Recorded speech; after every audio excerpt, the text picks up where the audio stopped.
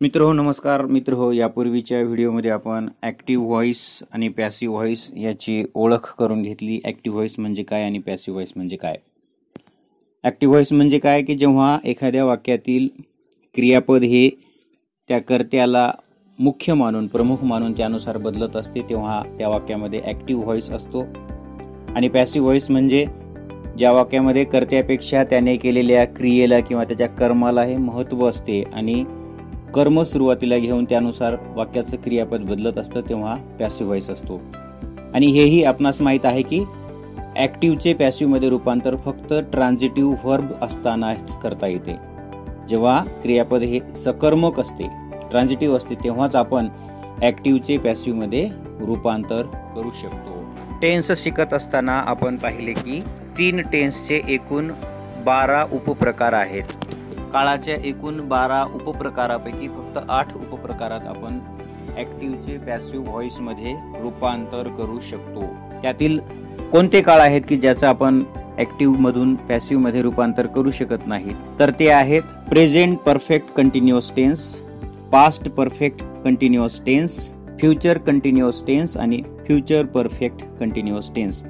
असे हे 4 काळ आहेत की ज्या काळामधून आपण ॲक्टिव्हचं पॅसिव्ह मध्ये रूपांतर करू शकत नाही, करता येत नाही। आणि उर्वरित 8 काळाच्या उपप्रकाराचे आपण ॲक्टिव्हचे पॅसिव्ह मध्ये रूपांतर करू शकतो।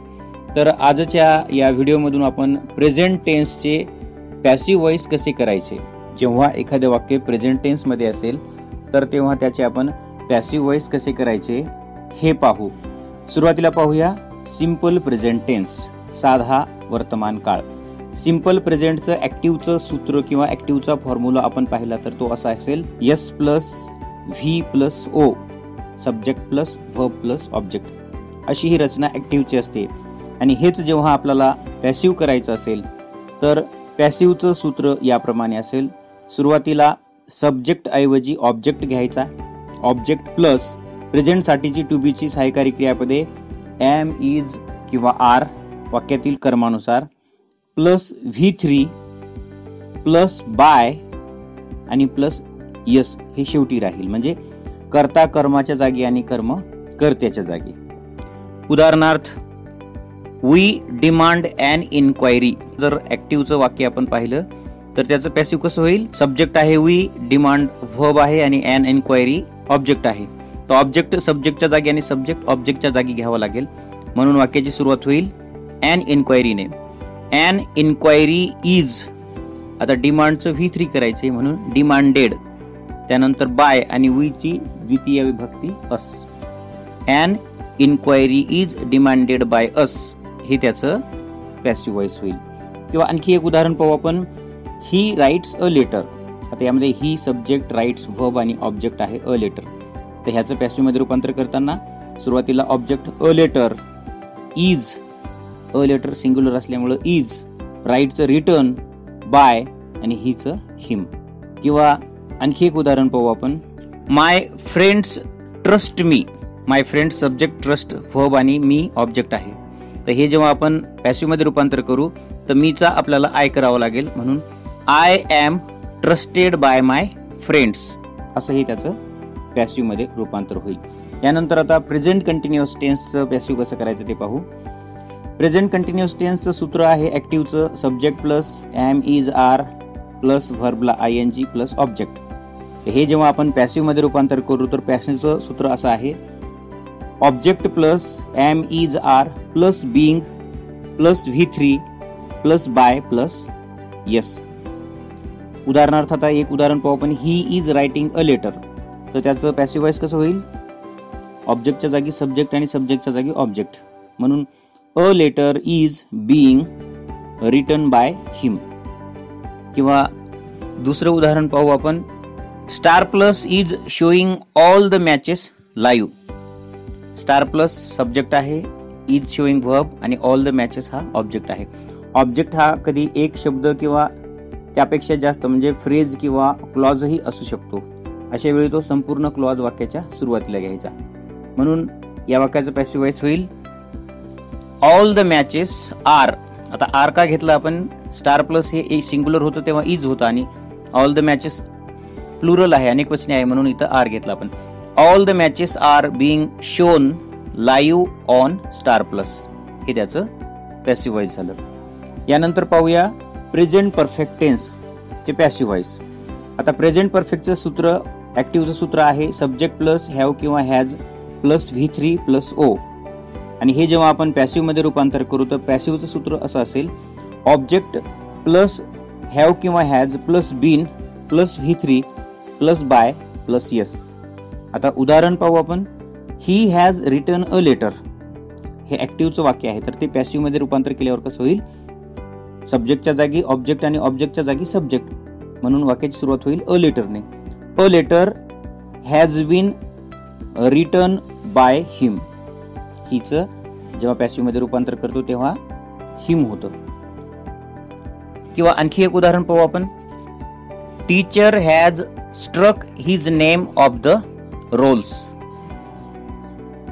Teacher has struck his name off the rolls, त्याचं पॅसिव्ह व्हॉइस असं होईल his name off the rolls has been struck by the teacher. Subject ऑब्जेक्टच्या जागी आणि ऑब्जेक्ट हे सब्जेक्टच्या जागी.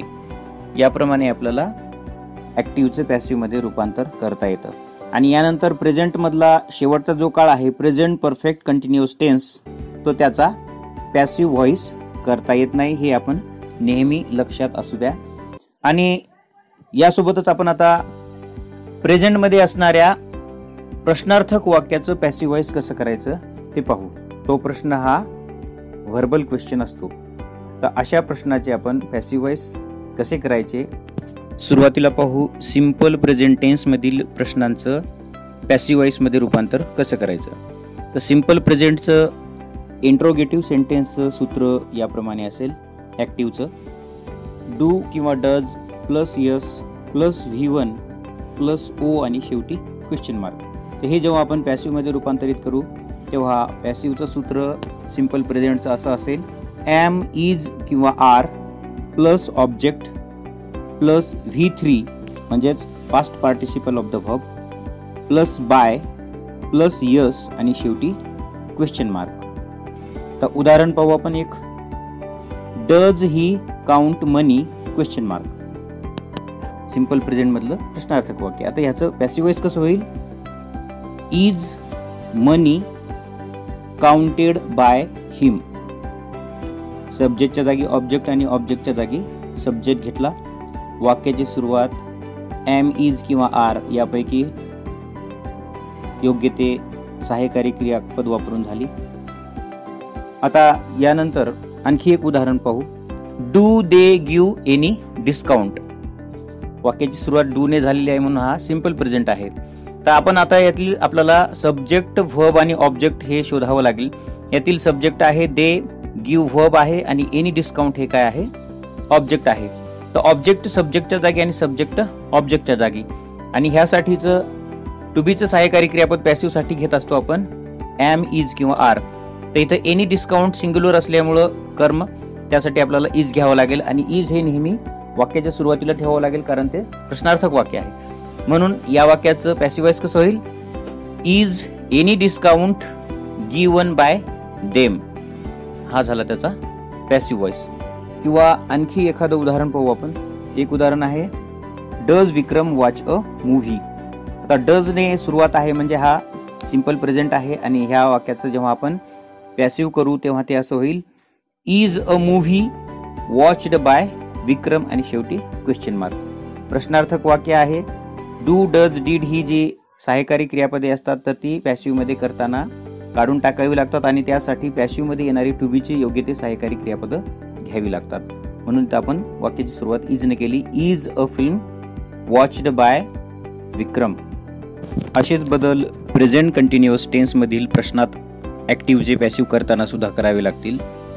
प्रेझेंट कंटिन्युअस टेन्स मधील इंट्रोगेटिव्ह सेंटेन्स प्रश्नार्थक वाक्याचं सूत्र ऍक्टिव्हचं याप्रमाणे असेल एम इज किंवा आर प्लस सब्जेक्ट प्लस व्हर्बला ING प्लस ऑब्जेक्ट आणि शेवटी क्वेश्चन मार्क. हे झालं ऍक्टिव्हचं सूत्र. आता हे जेव्हा आपण पॅसिव्ह मध्ये रूपांतरित करू तेव्हा पॅसिव्हचं सूत्र असं असेल एम इज किंवा are plus object plus being plus V3 म्हणजेच past participle of the verb plus by plus subject आणि शेवटी क्वेश्चन मार्क. तर असं हे सूत्र असेल. एक उदाहरण आपण यासाठी घेऊ. Is Rohan writing a letter हा झाला प्रेझेंट कंटिन्युअस मधला प्रश्न. तर त्याचं पॅसिव्ह मध्ये कसं रूपांतर करता येईल. पॅसिव्ह मध्ये रूपांतर करताना हा बदल करावा लागेल. सब्जेक्टच्या जागी ऑब्जेक्ट आणि ऑब्जेक्टच्या जागी सब्जेक्ट. म्हणून याचं पॅसिव्ह असं होईल. Is a letter being written by Rohan. राईटचं V3 पास्ट पार्टिसिपल रिटन जे अगोदर रायटिंग होतं त्याला आपण रिटन मध्ये रूपांतरित केलं. म्हणून त्याचा पॅसिव्ह व्हॉइस असा होईल. प्रेझेंट कंटिन्युअस मधील प्रश्नाचं आणखी एक उदाहरण पाहू. Are you counting the papers हे वाक्य घेतलं आपण. तर या वाक्याचं पॅसिव्ह व्हॉइस कसं होईल. सब्जेक्ट आहे यू, काउंटिंग व्हर्ब आहे आणि द पेपर्स हा ऑब्जेक्ट आहे. तर ऑब्जेक्ट सब्जेक्टच्या जागी म्हणजेच काय तो आरच्या नंतर घ्यावा लागेल. Are the papers being counted by you आणि शेवटी क्वेश्चन मार्क. आता यानंतर प्रेझेंट परफेक्ट मधील प्रश्नार्थक वाक्याचं पॅसिव्ह व्हॉइस कसं करायचं ते शिकू. प्रेझेंट परफेक्ट मधील प्रश्नार्थक वाक्याचं ऍक्टिव्ह व्हॉइसचं सूत्र असं असेल. सुरुवात ही हॅव किंवा हॅजने होते, त्यानंतर सब्जेक्ट, त्यानंतर V3 म्हणजेच past participle of the verb आणि शेवटी ऑब्जेक्ट आणि त्यानंतर प्रश्नार्थक चिन्ह. हे जेव्हा पॅसिव्ह मध्ये आपण रूपांतरित करू तर ते सूत्र असं असेल. हॅव किंवा has plus object plus been plus V3 plus by आणि प्लस यस आणि शेवटी क्वेश्चन मार्क.